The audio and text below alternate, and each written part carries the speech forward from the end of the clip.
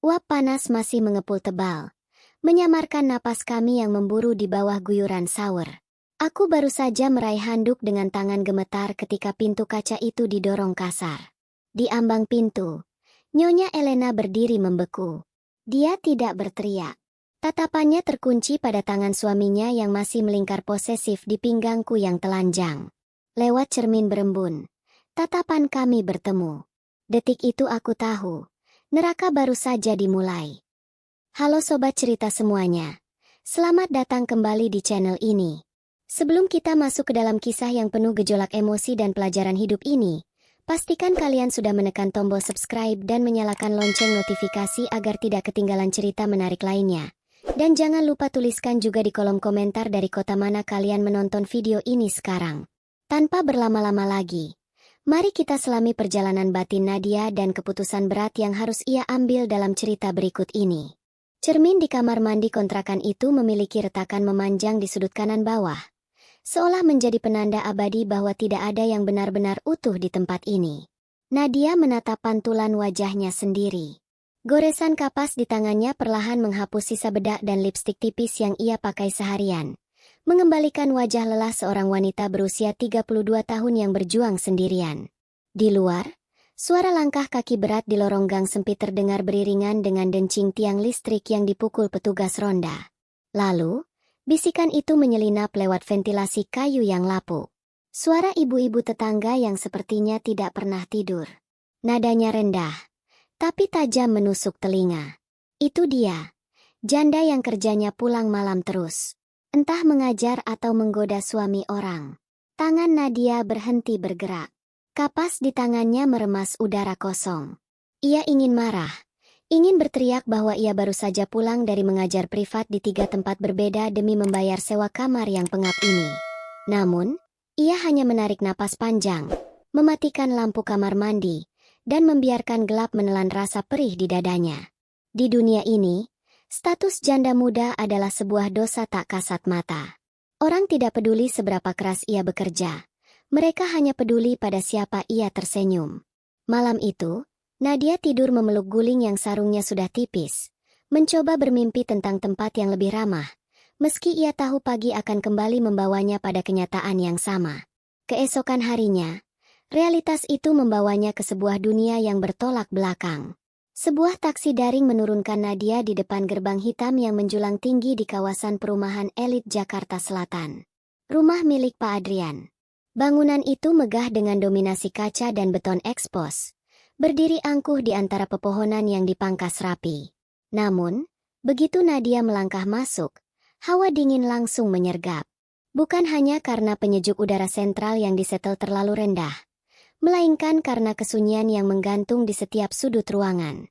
Lantai marmer putih itu begitu bersih hingga Nadia merasa takut jejak sandalnya akan meninggalkan noda dosa. Di ruang tengah yang luasnya bisa menampung seluruh peta kontrakannya, duduk seorang gadis kecil berusia 8 tahun. Luna. Anak itu menunduk, memainkan ujung rok seragamnya. Tidak ada mainan yang berserakan. Tidak ada suara kartun dari televisi raksasa di dinding. Hening. Nadia meletakkan tasnya perlahan, berusaha tersenyum sehangat mungkin. Ia tahu rasanya menjadi kecil dan merasa sendirian. Sepanjang 2 jam sesi belajar, Nadia berusaha menembus dinding pertahanan Luna. Gadis itu cerdas, tapi matanya menyimpan ketakutan. Seolah-olah ia terbiasa disalahkan atas hal-hal yang tidak ia pahami. Menjelang sesi berakhir, pintu utama terbuka. Langkah kaki terdengar, bukan langkah riang orang yang pulang ke rumah, melainkan langkah seret seseorang yang memikul beban dunia. Adrian masuk. Pria itu mengenakan kemeja putih yang lengan bajunya digulung asal-asalan. Dasinya sudah longgar menggantung di leher. Wajahnya tampan, tipe wajah yang sering muncul di majalah bisnis, tapi sorot matanya mati. Ia seperti gedung tinggi yang lampunya padam semua. Nadia segera berdiri, merapikan blus batiknya. Sikap tubuhnya berubah waspada. Ia hanya guru les, dan Adrian adalah majikan. Batas itu jelas. Selamat sore, Pak. Sapa Nadia pelan. Adrian hanya mengangguk singkat, nyaris tidak menatap. Ia berjalan menuju dapur bersih, menuang air dingin dari kulkas ke dalam gelas kaca, lalu meminumnya dalam sekali teguk seolah ia kehausan selama berhari-hari. Saat itulah telepon rumah berdering. Suara nyaring yang memecah kesunyian bagai ledakan bom. Adrian mengangkatnya. Dan meski Nadia berusaha menyibukkan diri merapikan buku Luna, ia tidak bisa menulikan telinganya. Suara seorang wanita terdengar melengking dari gagang telepon. Cukup keras hingga bocor ke ruangan itu. Kamu pikir uang bisa menyelesaikan absenmu di acara sekolah Luna? Kamu itu ayah yang tidak becus. Urus saja perusahaanmu sampai mati. Nadia melihat punggung Adrian menegang. Pria itu tidak membantah, tidak berteriak balik. Ia hanya berdiri mematung, membiarkan caci maki itu menghujani harga dirinya. Di mata Nadia, sosok pengusaha sukses itu runtuh seketika, menyisakan seorang laki-laki kesepian yang terperangkap dalam sangkar emasnya sendiri. Ada rasa iba yang mendadak muncul, rasa senasib dari dua manusia yang sama-sama terluka oleh hidup, meski dengan cara berbeda. Namun Nadia segera menepisnya. Ia ingat bisikan tetangga. Ia tidak boleh peduli. Langit Jakarta sore itu seakan mengerti suasana hati penghuni rumah kaca tersebut. Awan hitam bergulung cepat, menumpahkan hujan deras yang serta-merta mengaburkan pandangan. Kaca-kaca besar di ruang tamu kini dialiri air, mengubah pemandangan taman menjadi lukisan abstrak yang basah. Nadia berdiri canggung di teras, memeluk tasnya. Aplikasi ojek di ponselnya terus mencari pengemudi, tapi nihil. Tidak ada yang mau mengambil pesanan di tengah badai seperti ini. Tiba-tiba, pintu samping terbuka. Adrian muncul. Kali ini ia sudah berganti pakaian santai. Namun wajah lelah itu masih sama. Di tangannya ada sebuah payung hitam besar. Tanpa banyak bicara, ia membuka payung itu. Suara beletak saat payung terbuka mengejutkan Nadia. Saya antar sampai depan komplek. Di sini susah dapat sinyal kalau hujan, ujar Adrian datar. Suaranya berat. Suara seorang perokok pasif yang terlalu banyak menelan asap kehidupan. Nadia ingin menolak, takut merepotkan, takut pada jarak yang terlalu dekat. Tapi kilat menyambar dan guntur menggelegar, memaksanya mengangguk. Mereka berjalan bersisian di bawah satu payung hitam. Bahu mereka tidak bersentuhan. Ada jarak sopan sekitar 10 cm. Namun di tengah deru hujan yang bising, keheningan di antara mereka terasa begitu intim. Aroma parfum mahal Adrian bercampur dengan bau tanah basah yang menguap. Sesampainya di pos satpam depan, sebuah taksi biru kebetulan melintas kosong. Adrian menahan taksi itu. Sebelum Nadia masuk, ia berbalik untuk mengucapkan terima kasih. Saat itulah, untuk pertama kalinya, mata mereka benar-benar bertemu. Di bawah naungan payung yang dipukul hujan, Nadia melihat pantulan dirinya di mata coklat Adrian yang kelam. Bukan sebagai guru les, bukan sebagai janda miskin, tapi sebagai seorang manusia. Dan di mata Nadia, Adrian melihat seseorang yang tidak memandangnya sebagai mesin uang. Hanya 3 detik, tapi rasanya seperti ada tali tak kasat mata yang baru saja terikat. Lembut namun berbahaya. Nadia segera masuk ke dalam taksi. Jantungnya berdegup aneh. Waktu di rumah kaca itu seakan berjalan dengan ritme yang berbeda dari dunia luar. Di luar pagar, Jakarta bergemuruh dengan klakson dan ambisi yang memburu. Namun di dalam ruang tamu Adrian, waktu merambat-lambat seperti debu yang menari dalam sorotan cahaya sore. Sudah 1 bulan Nadia mengajar Luna, dan pola itu mulai terbentuk tanpa disepakati. Sebuah rutinitas bisu yang perlahan mengikis dinding kecanggungan di antara mereka. Sore itu, langit berwarna abu-abu pucat, menahan hujan yang enggan turun. Luna sudah masuk ke kamarnya setelah sesi belajar yang cukup berat tentang pecahan matematika. Seharusnya Nadia sudah memesan ojek daring dan pulang ke kontrakan sempitnya, menyeduh mie instan, dan melupakan kemewahan yang bukan miliknya ini. Namun, kakinya terasa berat. Ia masih duduk di sofa kulit berwarna krem itu, memandangi cangkir teh yang uapnya menipis. Adrian pulang lebih awal hari ini. Tidak ada telepon yang berdering, tidak ada teriakan dari seberang sana. Hanya suara langkah kakinya yang bergema di lantai marmer. Lalu bunyi desah napas panjang saat pria itu menghempaskan tubuhnya di sofa tunggal di seberang Nadia. Ia tampak lebih tua dari usianya. Kerutan di ujung matanya semakin dalam, seolah dipahat oleh ribuan malam tanpa tidur. Kemeja kerjanya kusut di bagian punggung, dan untuk pertama kalinya, Nadia melihat ada noda kopi kecil di kerahnya, tanda ketidaksempurnaan yang justru membuatnya terlihat manusiawi. "Luna sudah tidur?" tanya Adrian. Suaranya serak, memecah keheningan yang sebenarnya tidak menakutkan itu. "Sudah, Pak. Tadi dia bilang pusing sedikit. Jadi saya suruh istirahat," jawab Nadia. Tangannya bergerak otomatis, menuangkan sisa teh hangat dari teko porselen ke cangkir Adrian yang kosong. Gerakan itu begitu natural, seolah ia sudah melakukannya ratusan kali. Seolah ia adalah bagian dari perabot rumah ini, bukan orang asing yang dibayar per jam. Adrian menatap cangkir itu, lalu menatap tangan Nadia. "Terima kasih," ucapnya pelan. Ia menyesap teh itu perlahan, membiarkan hangatnya menjalar ke kerongkongan. Enak. Di rumah ini jarang ada yang bikin teh sepas ini.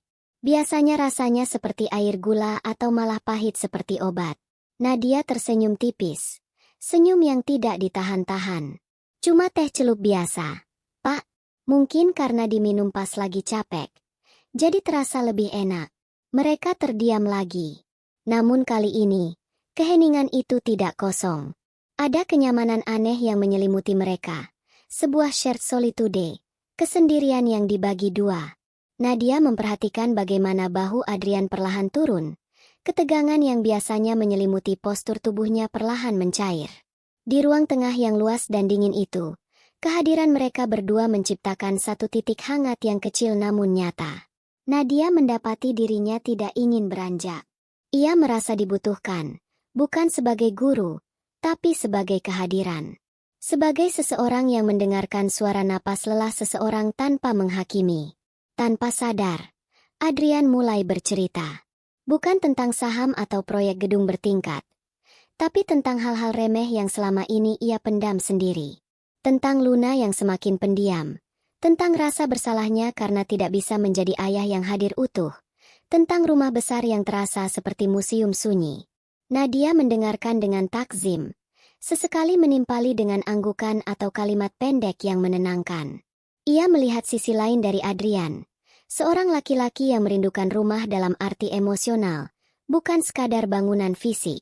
"Nadia," panggil Adrian tiba-tiba. Suaranya berubah serius namun lunak. Ia meletakkan cangkirnya yang kini sudah dingin di meja kaca. "Ya, Pak, proses cerai saya. Pengacara bilang sudah 90% rampung. Tinggal tunggu ketuk palu terakhir bulan depan." Adrian menatap lurus ke mata Nadia, mencari reaksi. "Saya rasa kamu perlu tahu ini." "Entahlah, mungkin supaya kamu tidak merasa tidak nyaman berada di sini, di tengah situasi keluarga yang berantakan." Jantung Nadia berdesir. Kalimat itu sederhana, tapi implikasinya besar. Status, hampir duda. Itu seolah meruntuhkan satu lapisan tembok pertahanan Nadia. Rasa takut akan stigma pelakor yang selama ini menghantuinya sedikit mereda. Adrian bukan lagi suami orang yang terlarang. Ia adalah pria yang sedang berjalan menuju kebebasan, pria yang terluka dan sendirian. Dan Nadia, dengan segala keretakan hidupnya sendiri, merasa memiliki ruang untuk masuk. "Semoga itu yang terbaik buat Bapak dan Luna," jawab Nadia hati-hati, suaranya lembut. Adrian tersenyum. Kali ini senyum yang sampai ke mata. "Terima kasih sudah mau mendengarkan saya ngoceh sore-sore begini. Rasanya lega." Nadia pamit pulang tak lama kemudian. Saat berjalan menuju gerbang komplek, ia tidak lagi merasa seperti pencuri yang menyusup ke kehidupan orang lain. Langkahnya ringan. Ia menatap langit yang mulai gelap, dan untuk pertama kalinya dalam 3 tahun sejak kematian suaminya, ada desiran harapan yang hangat di dadanya. Namun, ia lupa bahwa harapan yang tumbuh di atas tanah yang rapuh seringkali lebih menyakitkan daripada keputusasaan itu sendiri. Di kejauhan, lampu jalan mulai menyala satu persatu, samar-samar menerangi jalan panjang yang berliku, seolah memberi peringatan bahwa malam belum benar-benar berakhir. Malam itu, hujan turun seperti sedang menghukum bumi. Bukan gerimis romantis, melainkan badai yang menghantam kaca-kaca besar rumah Adrian dengan kebengisan yang membuat ngilu. Di ruang tengah, lampu kristal gantung dimatikan, menyisakan cahaya temaram dari lampu sudut yang menciptakan bayangan panjang dan kelam. Nadia seharusnya sudah pulang 1 jam yang lalu.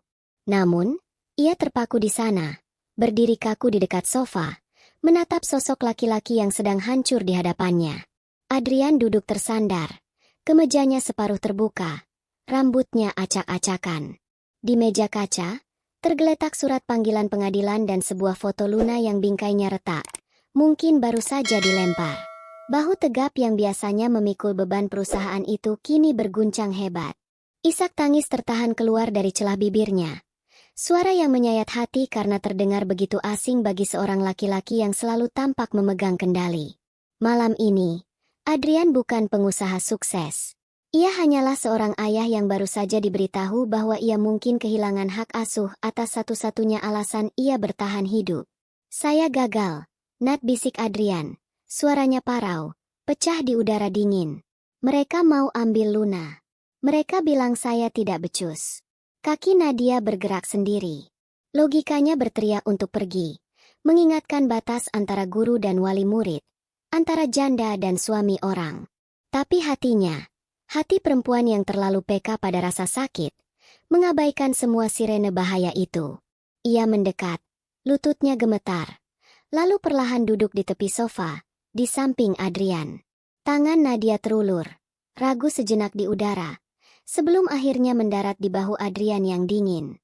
Sentuhan itu ringan, namun efeknya seperti menyalakan sekering yang sudah lama basah. Adrian menoleh. Matanya merah, basah, dan putus asa. Ia menatap Nadia bukan sebagai guru anaknya, tapi sebagai satu-satunya pelampung di tengah lautan badai. Tanpa aba-aba, Adrian merengkuh pinggang Nadia, membenamkan wajahnya di perut perempuan itu. Ia menangis keras, menumpahkan segala racun yang selama ini menggerogoti jiwanya. Nadia terkesiap, tubuhnya menegang. Namun, bukannya mendorong, tangannya justru bergerak naik, membelai rambut Adrian yang kasar. Naluri untuk menenangkan mengalahkan segalanya. "Semua akan baik-baik saja, Pak. Saya di sini," bisik Nadia. Adrian mengangkat wajahnya. Jarak mereka hanya tinggal hitungan sentimeter. Napas hangat Adrian menerpa wajah Nadia, berbau tembakau dan keputusasaan. Tatapan Adrian turun ke bibir Nadia, lalu kembali ke matanya, meminta izin dalam diam. Di momen itu, dunia seakan berhenti. Kesepian Nadia bertemu dengan kehampaan Adrian. Tidak ada logika, hanya kebutuhan purba untuk merasa dicintai. Adrian memajukan wajahnya, dan Nadia tidak mundur. Bibir mereka bertemu.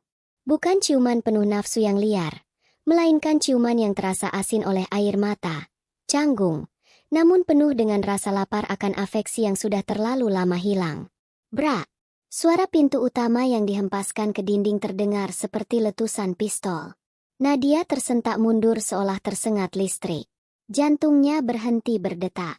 Di ambang pintu yang menghubungkan ruang tamu dan ruang tengah, berdiri sesosok wanita dengan gaun merah marun yang basah di bagian bawahnya. Bu Siska. Wajahnya yang biasa dipoles sempurna kini tampak mengerikan dengan maskara yang luntur. Namun matanya menyala dengan api kemarahan yang bisa membakar seluruh rumah hingga jadi abu. Ia baru saja datang mengambil paspor yang tertinggal. Tapi yang ia temukan adalah bensin untuk membakar sisa pernikahan mereka. Hening yang mencekam turun seketika. Hujan di luar seolah tak lagi terdengar. Siska melangkah masuk perlahan. Suara hak sepatunya mengetuk lantai marmer dengan irama kematian. Tepuk tangan pelan keluar dari tangannya. "Jadi ini alasannya? Jadi ini kenapa proses cerai kita kamu percepat, Adrian? Demi pembantu ini?" Ska. Adrian berdiri, mencoba memasang badan, tapi kakinya goyah. "Ini tidak seperti yang kamu pikir." "Diam kamu," bentak Siska. Telunjuknya yang berhias cincin berlian menuding tepat ke wajah Nadia. Nadia gemetar hebat. Wajahnya pucat pasi. Darah seolah surut dari seluruh tubuhnya. Ia ingin menghilang. Ingin lantai marmer itu membelah dan menelannya bulat-bulat. "Dan kamu?" Siska menatap Nadia dari ujung rambut sampai ujung kaki dengan tatapan jijik yang tak terlukiskan. "Saya sudah curiga dari awal." Gayanya saja polos. Pakai baju lusuh, sok suci. Ternyata benar kata orang. Janda itu memang penyakit. Gatal kalau lihat laki-laki mapan sedikit. Apa yang kamu incar? Uangnya? Atau kamu cuma butuh kehangatan karena sudah lama tidak disentuh? Kata-kata itu bukan sekadar hinaan. Itu adalah belati yang menikam tepat di ketakutan terbesar Nadia. Janda gatal. Perusak. Murahan. Semua label yang mati-matian ia hindari selama 3 tahun. Malam ini ia stempelkan sendiri ke jidatnya. Bukan. Bu. Suara Nadia tercekat. Air mata mulai mengalir deras tanpa bisa dibendung. Keluar. Desis Siska. Suaranya rendah tapi penuh bisa. Keluar dari rumah saya sebelum saya panggil satpam untuk seret kamu seperti sampah. Dan jangan harap kamu bisa mengajar Luna lagi. Saya pastikan semua orang tahu kelakuanmu. Dasar pelakor. Nadia tidak sanggup mendengar lagi. Ia menyambar tasnya yang tergeletak di lantai dengan tangan gemetar. Tidak berani menatap Adrian yang terpaku bisu di tempatnya. Nadia berlari. Ia menerobos pintu depan, menembus hujan lebat yang langsung membasahi tubuhnya dalam hitungan detik. Dingin air hujan tidak sebanding dengan dingin yang merambat di ulu hatinya. Ia berlari keluar gerbang komplek. Sepatu kainnya becek menginjak lumpur. Terus berlari di trotoar yang sepi. Di bawah guyuran hujan, Nadia menangis meraung-raung. Suaranya kalah oleh deru petir. Ia merasa kotor. Sangat kotor. Noda itu kini bukan lagi sekadar gosip tetangga. Noda itu nyata, dan ia sendirilah yang menorehkannya. Malam itu, Nadia tidak pulang ke rumah. Ia takut melihat cermin. Ia takut melihat pantulan wanita yang baru saja membenarkan segala prasangka buruk dunia tentang dirinya. 3 hari berlalu sejak malam badai itu, dan bagi Nadia, waktu rasanya berhenti berputar. Ia tidak keluar dari kamar kontrakannya kecuali untuk ke kamar mandi umum di ujung lorong. Dunia di luar pintu kayunya yang bercat biru kusam itu telah berubah menjadi medan perang. Siska tidak main-main dengan ancamannya. Wanita itu tidak perlu menyewa pengacara hebat untuk menghancurkan Nadia. Ia cukup menelepon yayasan penyalur guru privat dan melemparkan fitnah keji yang menyebar lebih cepat daripada wabah penyakit. Pagi itu, notifikasi pesan masuk di ponsel Nadia berbunyi. Itu dari pihak yayasan. Isinya singkat, padat, dan mematikan. Kontrak diputus sepihak karena pelanggaran kode etik moral. Tidak ada kesempatan membela diri. Tidak ada pesangon. Nadia menatap layar ponselnya dengan mata kering. Air matanya sudah habis. Ia meletakkan ponsel itu di atas meja kecil. Di samping tumpukan kain perca yang ia coba jahit menjadi masker kain untuk dijual. Usaha putus asa untuk menyambung hidup yang tiba-tiba putus. Namun, yang lebih menyakitkan daripada kehilangan pekerjaan adalah penghakiman sosial yang kini mengepungnya. Dinding kontrakannya tipis, setipis nasibnya. Ia bisa mendengar suara ibu-ibu tetangga yang sedang belanja sayur di depan gang. Suara mereka tidak dipelankan. Tuh kan, apa saya bilang? Janda muda, kerjanya pulang malam, dandanannya sok alim. Ternyata simpanan orang kaya. Kasihan istrinya ya, Bu. Katanya sampai dilabrak di rumahnya langsung. Ih, amit-amit. Jangan sampai suami kita kena peletnya juga. Nadia memeluk lutut di sudut kasur, menutup telinganya rapat-rapat. Tapi suara-suara itu merembes masuk, meracuni pikirannya. Ia merasa telanjang. Setiap tatapan mata yang ia temui saat terpaksa keluar membeli beras terasa seperti ludah yang menempel di wajah. Label, pelakor, itu kini bukan lagi sekadar ketakutan paranoidnya. Itu adalah identitas baru yang dicetak tebal di dahinya oleh masyarakat. Ia bukan lagi Nadia si guru les yang cerdas. Ia adalah Nadia si perusak rumah tangga. Sore harinya, kehebohan terjadi di mulut gang. Suara mesin mobil halus namun bertenaga terdengar asing di lingkungan padat itu. Diikuti oleh decit rem dan suara pintu mobil yang ditutup berdebum. Nadia mengintip dari balik tirai jendelanya yang berdebu. Jantungnya serasa copot. Sebuah sedan hitam mengkilap parkir sembarangan di depan pos ronda, memblokir jalan motor. Dari dalamnya keluar Adrian. Pria itu tampak berantakan. Matanya cekung dengan lingkaran hitam yang jelas. Namun langkahnya terburu-buru dan penuh tekad. Ia mengabaikan tatapan lapar dan bisik-bisik warga sekitar yang menontonnya seperti sirkus. Ia langsung menuju pintu kontrakan Nadia. Tok, tok, tok. Nat, buka pintunya. Nat, aku tahu kamu di dalam. Nadia gemetar. Ia ingin pura-pura tidak ada. Tapi kehadiran Adrian di sini, dengan mobil mewahnya, hanya semakin memvalidasi semua gosip murahan itu. Tetangga pasti sedang menonton dengan mata melotot. Dengan tangan dingin, Nadia membuka pintu. Adrian langsung menerobos masuk, membawa serta aroma parfum mahal dan AC mobil yang kontras dengan udara pengap di kamar Nadia. Ia menutup pintu di belakangnya, mengunci dunia luar, lalu berbalik menatap Nadia. Tatapannya intens, campuran antara rasa bersalah dan kelegaan yang gila. Maafkan aku baru datang sekarang, ucap Adrian. Napasnya memburu. Ia maju selangkah, hendak meraih tangan Nadia, tapi Nadia mundur, menabrak meja jahitnya hingga gunting jatuh berdenting ke lantai. Bapak ngapain kesini? Suara Nadia serak, hampir tak terdengar. Bapak bikin semua orang makin yakin kalau saya wanita jahat. Biarkan mereka bicara. Aku tidak peduli. Adrian menyisir rambutnya dengan frustrasi. Dengar, Nat. Siska, dia sudah setuju. Kemarin sidang terakhir dipercepat. Pengacaraku mengurus semuanya. Ketuk palu sudah jatuh. Aku duda. Nat. Smi. Secara hukum dan agama, aku laki-laki bebas. Nadia terdiam. Matanya membelalak. Menatap Adrian tak percaya. Pria ini bicara seolah perceraian adalah trofi kemenangan yang baru saja ia menangkan dalam lomba lari. Aku tahu ini gila. Aku tahu caranya salah. Lanjut Adrian. Suaranya melembut, penuh permohonan. Tapi kejadian malam itu membuka mata aku. Aku tidak bisa hidup pura-pura bahagia lagi di rumah itu. Aku butuh kamu. Aku mau kita mulai dari awal. Dengan benar. Menikahlah denganku. Nat. Aku akan bawa kamu keluar dari tempat ini. Kamu, aku, dan Luna. Kita bangun rumah yang sebenarnya. Adrian mengeluarkan sebuah kotak bludru kecil dari saku celananya. Ia tidak membukanya, hanya menggenggamnya erat, seolah itu adalah jimat penyelamat. Di mata Adrian, ini adalah adegan heroik. Pangeran menyelamatkan putri dari kemiskinan dan fitnah. Namun, Nadia melihat sesuatu yang sama sekali berbeda. Ia melihat ego seorang laki-laki. Nadia memandang kotak bludru itu, lalu memandang wajah Adrian yang penuh harap. Di luar, suara kasakusuk tetangga makin nyaring terdengar. Mungkin sedang menempelkan telinga di dinding. Tawaran Adrian terdengar sangat manis.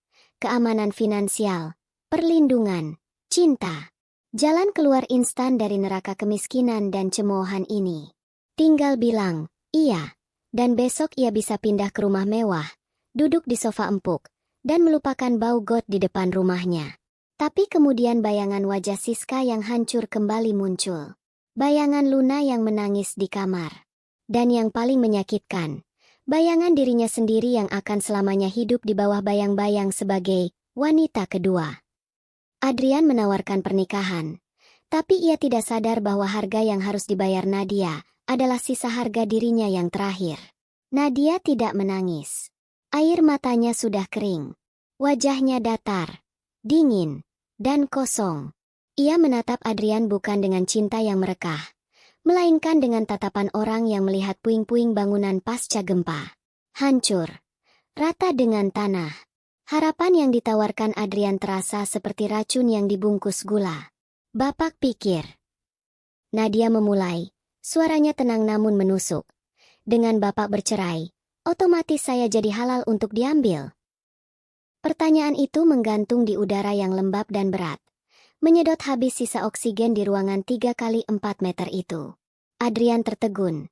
Tangannya yang memegang kotak cincin perlahan turun ke sisi tubuhnya. Ia menatap Nadia seolah sedang melihat orang asing yang berbicara dalam bahasa yang tidak ia pahami. Di matanya, solusi yang ia bawa sudah sempurna, sebuah akhir bahagia yang logis. Namun, di mata Nadia, solusi itu adalah sebuah penjara baru yang lebih mengerikan. Halal? Ulang Adrian. Keningnya berkerut dalam.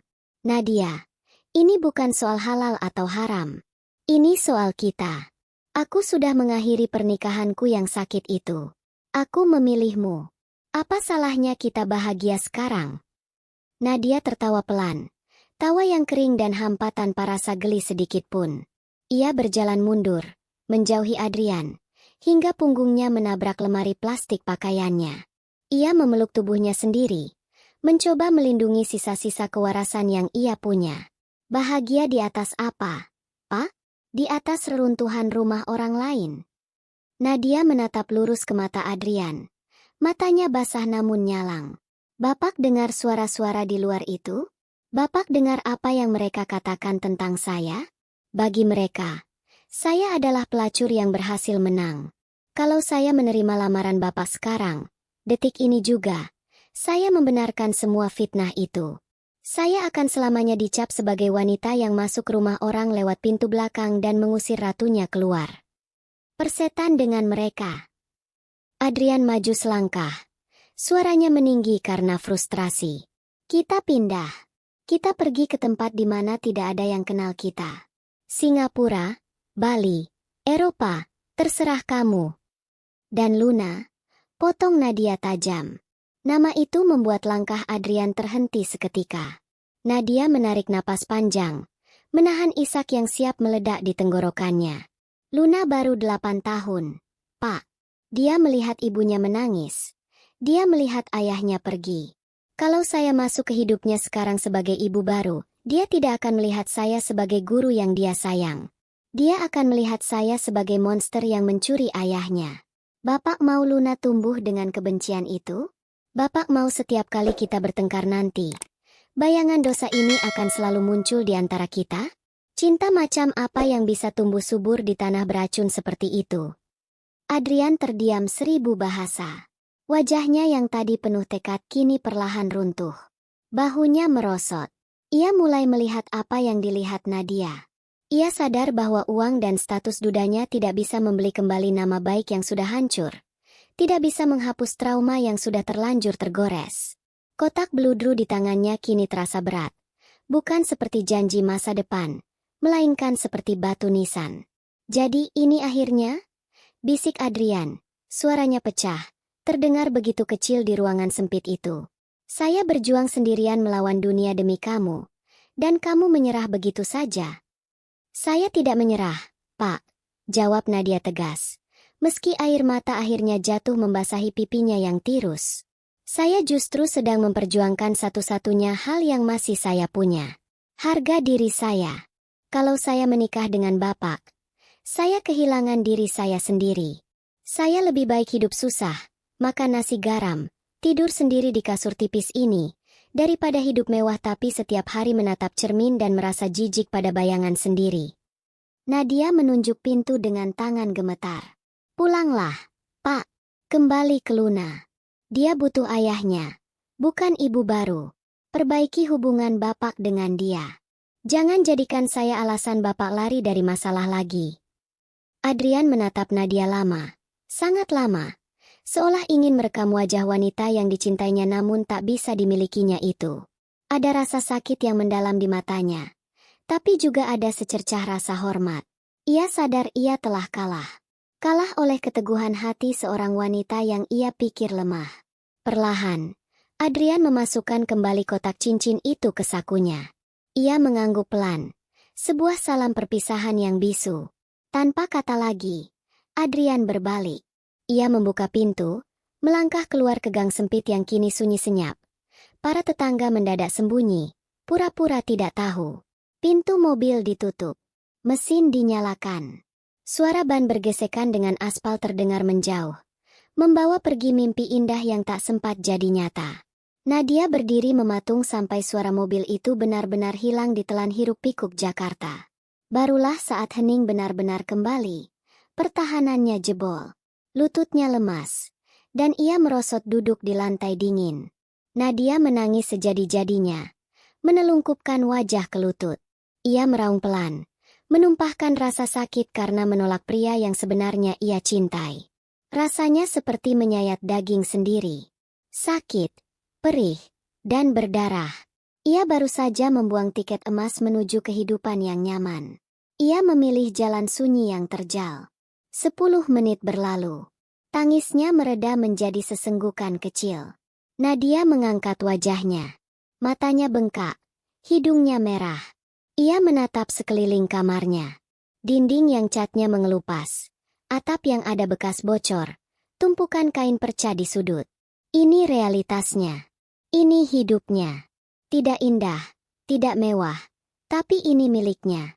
Dan yang paling penting, ini bersih. Tidak ada noda yang ia sembunyikan. Perlahan, Nadia bangkit. Ia berjalan ke kamar mandi, membasuh wajahnya dengan air dingin dari ember. Ia menatap cermin retak itu lagi. Wanita di sana terlihat berantakan, tapi matanya hidup. Ada api kecil yang menyala di sana, api harga diri yang menolak padam. Nadia kembali duduk di depan mesin jahit tuanya. Ia mengambil potongan kain katun bermotif bunga, memasukkan benang ke lubang jarum dengan tangan yang masih sedikit gemetar namun mantap. Kakinya mulai mengayuh pedal mesin jahit. Suara dinamo berdengung. Nging-nging. Suara yang kasar namun menenangkan. Ia harus menyelesaikan pesanan masker ini.